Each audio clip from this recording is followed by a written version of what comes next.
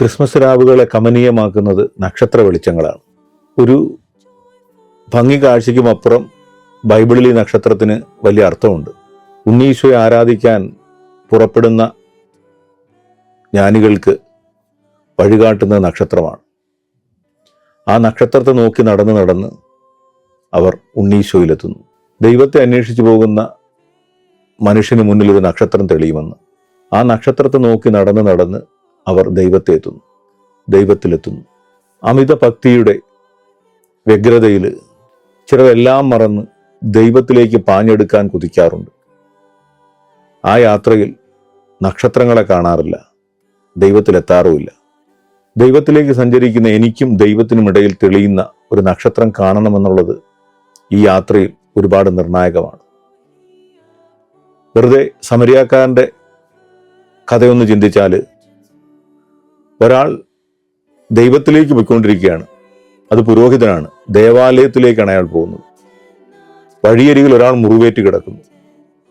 പക്ഷെ ദേവാലയത്തിൽ എത്തണം, ദൈവിക കാര്യങ്ങളിൽ വ്യാപൃതനാകേണ്ടതുള്ളത് കൊണ്ട് ആ മുറിവേറ്റ മനുഷ്യനെ മറികടന്ന് അയാൾ പോയി. പിന്നാലെ വന്ന സമരിയാക്കാരൻ്റെ കഥ.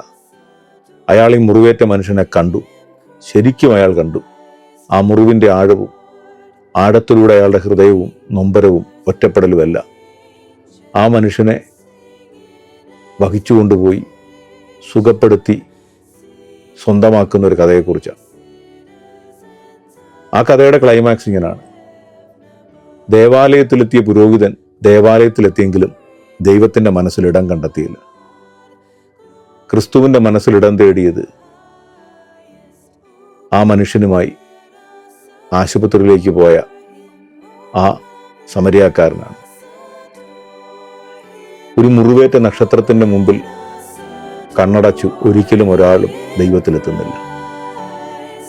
നിശ്ചയമായും ദൈവത്തിലേക്ക് ലക്ഷ്യം വെച്ച യാത്ര ഉണ്ടാകണം.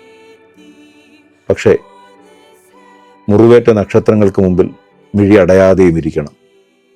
ആ നക്ഷത്രം, ആ മുറിവിൻ്റെ വെളിച്ചം നമ്മളെ ദൈവത്തിലേക്ക് നിശ്ചയമായും കൊണ്ടെത്തിക്കും.